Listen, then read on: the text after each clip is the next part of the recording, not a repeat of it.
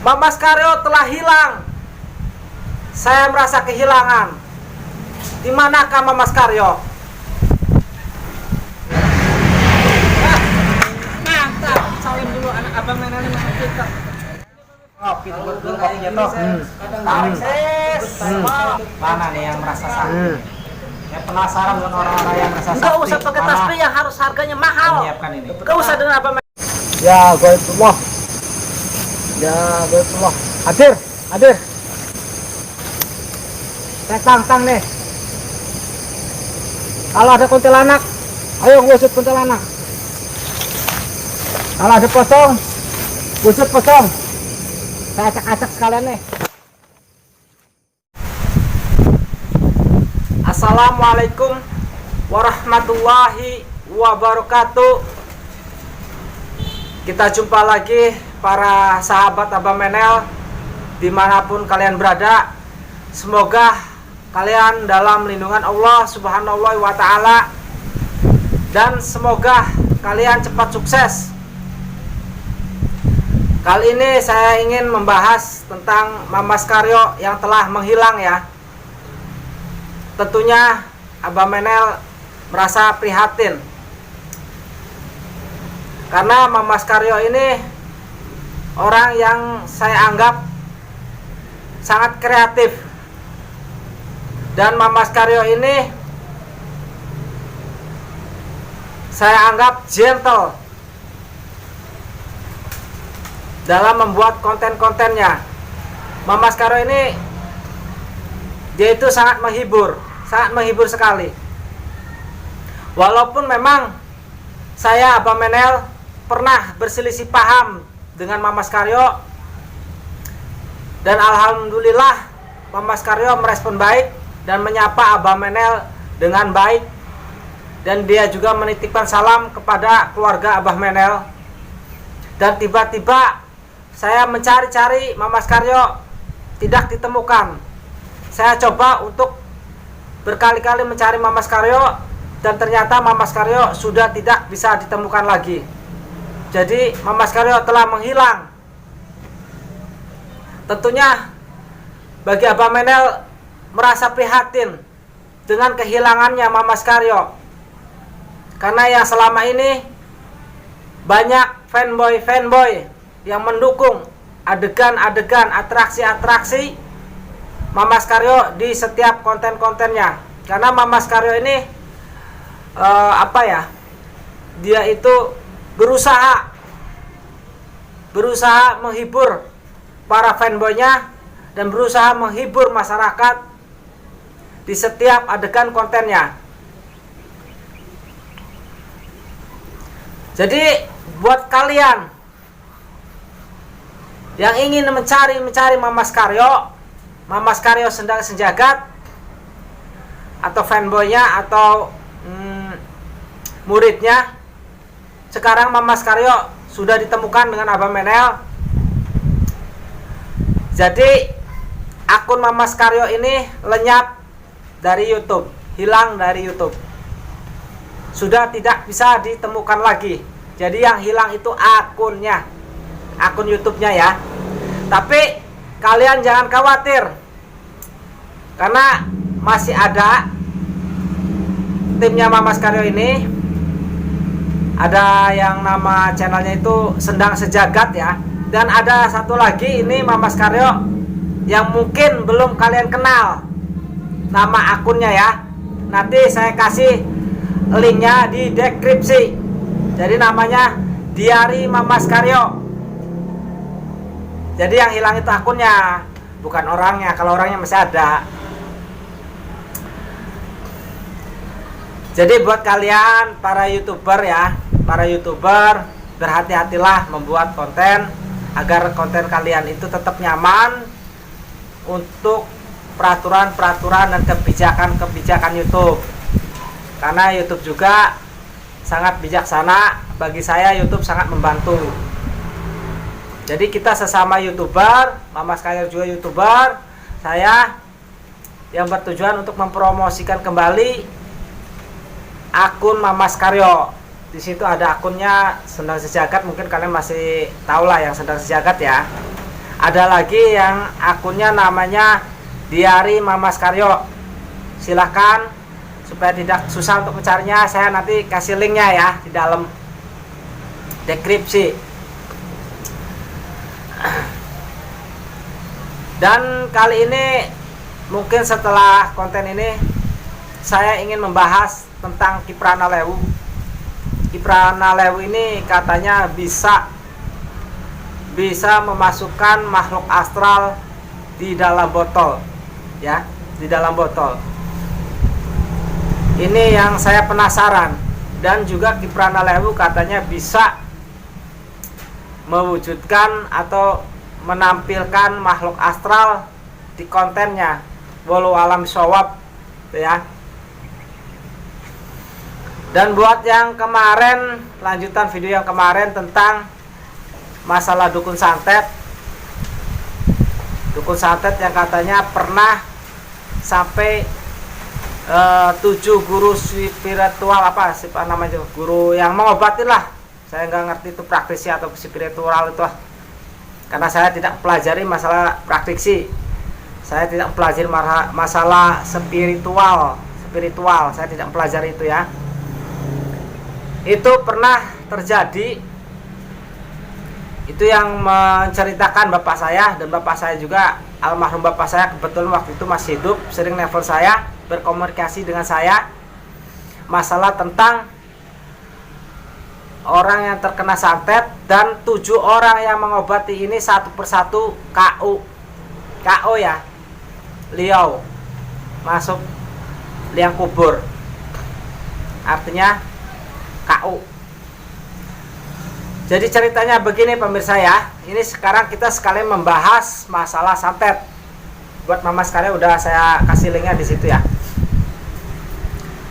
Jadi kejadiannya orang ini kena santet. Jadi kalau kadang-kadang matanya melotot, dia seperti kerasukan, itu sangat mengganggu bagi masyarakat. Jadi dia juga, keluarganya berusaha mencari orang yang mengobatinya ini.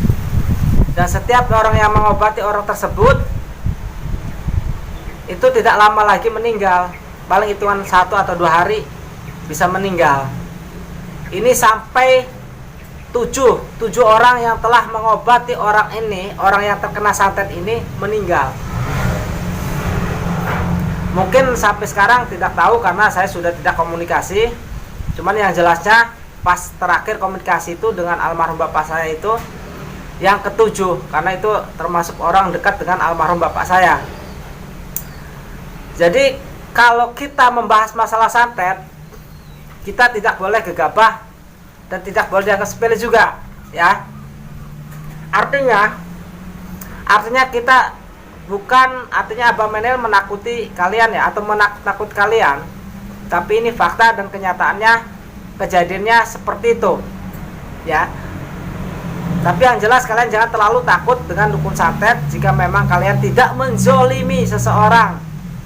Menzolimi artinya sampai benar-benar menyakitkan hatinya terlalu dalam, atau menghancurkan kehidupan rumah tangga orang lain. Jadi kejadiannya seperti ini pemirsa ya, saya jelaskan.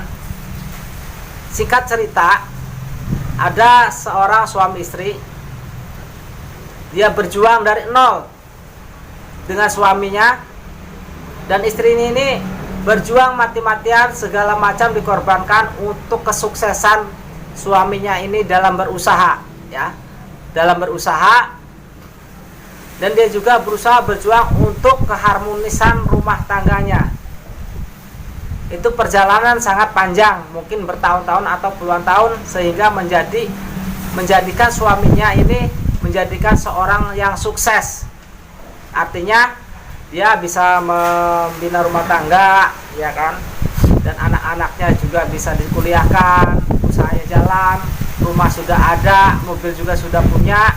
Dan tiba-tiba datang orang ketiga, ya, datang orang ketiga, dia mengganggu rumah tangganya dengan cara mencintai suaminya.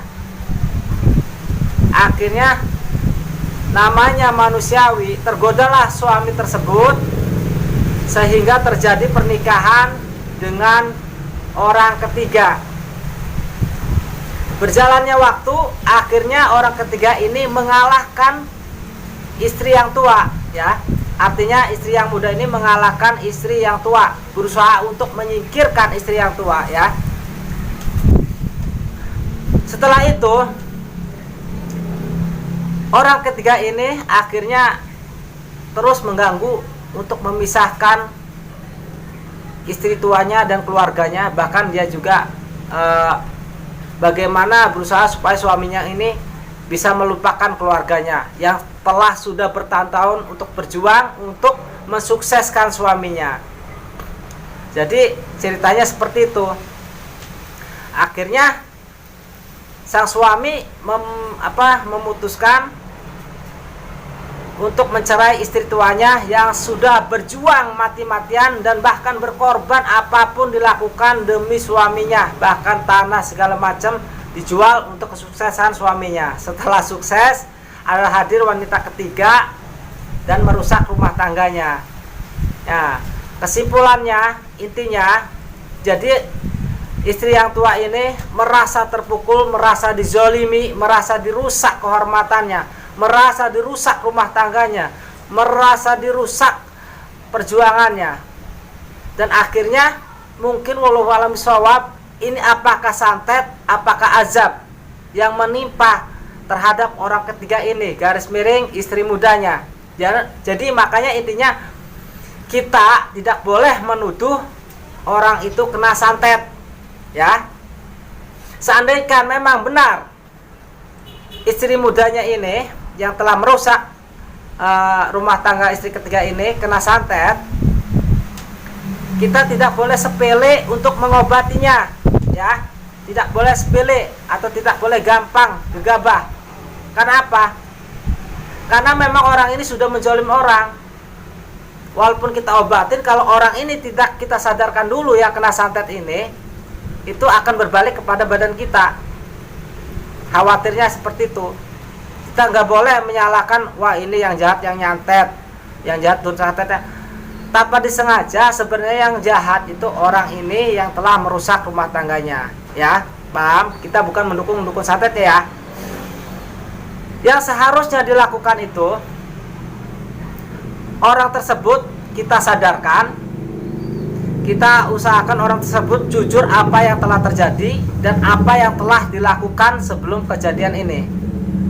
Jika memang orang yang kena santet ini merasa menjolimi seseorang, terlalu dalam menjoliminya, minimalnya orang ini harus meminta maaf dulu terhadap orang yang telah dijoliminya ini, ya. Kalau sudah kita minta maaf sampai 3 kali tidak diterima, ya baru kita obati. Jadi kita tidak semena-mena, artinya fitnah bahwa orang ini kena santet, kejahatan orang, padahal mah itu adalah dosa dia karena sudah menzolimi orang, sudah merusak rumah tangga orang yang telah berjuang mati-matian untuk mensukseskan suaminya. Ini jadi yang gegabah itu coba-coba ini pada KO. Tapi kalau menurut pandangan Abah Menel, yang saya yakini itu walau alam bisawab, dugaan Abah Menel itu bukan santet, ya, bukan santet. Itu namanya kalau orang dulu apa ya, kutukan, ya. Perhatikan baik-baik nih. Ada 2 cara doa yang diijabah oleh Allah Subhanahu wa taala. Satu, orang yang benar-benar sedang menjalani keimanan, akhlak tauhid, itu akan cepat sekali doanya dikabulkan oleh Allah Subhanahu wa taala. Dan yang kedua, yaitu orang yang teraniaya, benar-benar teraniaya, benar-benar terzolimi, itu pun doanya akan dikabulkan. Cuman kebanyakan hati-hati, ya, hati-hati jangan sampai salah kaprah. Karena dulu pernah sejarahnya maling kundang, karena orang tuanya selalu merasa terhina, ini akhirnya berdoa karena orang tuanya merasa teraniaya, terjolimi, terhina, akhirnya berdoa menjadi batu, dan itu terjadi menjadi batu. Itu namanya bukan doa, itu namanya kutukan, mengutuk. Jadi hati-hati dengan orang yang benar-benar merasa teraniaya dan benar-benar merasa terzolimi, terhina, tertindas. Itu bisa menimbulkan suatu kutukan. Bisa menimbulkan suatu kutukan. Mungkin orang tersebut yang diobati dengan orang-orang yang mencurigai bahwa itu kena santet. Kalau pandangan Abah Menel itu bukan santet, itu adalah kutukan. Kutukan. Jadi sulit untuk diobati. Minimalnya orang itu kita sadarkan dulu.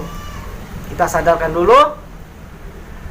Kita koreksi untuk introspeksi diri, untuk memohon ampunan terhadap manusianya, terhadap siapa dia telah berbuat zalim, telah berbuat aniaya atau segala macam lah yang sudah saya sebutkan tadi ya. Minimalnya sudah meminta maaf 3 kali lah, minimal 3 kali. Karena hablum minanas, hablum minallah. Jadi minta maaf secara manusiawinya dulu, baru memohon ampun kepada Allah. Allah menerima kalau sudah manusianya meminta maaf. Karena memang kenapa hablum minanas dulu? Karena memang kita ini untuk saling mengingatkan sesama manusiawi agar timbul rahmatan lil alamin. Jadi seperti itu pemirsa, ceritanya, singkat ceritanya masalah santet atau orang yang katanya kena santet, sampai 7 orang yang mengobatinya ini KO, masuk kuburan. Baiklah pemirsa, apabila ada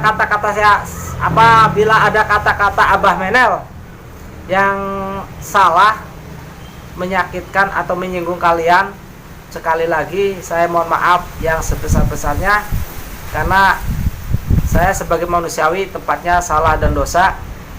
Dan jika ada kata-kata yang benar dan sangat bermanfaat menurut kalian, itu murni adalah hak milik Allah Subhanahu wa taala.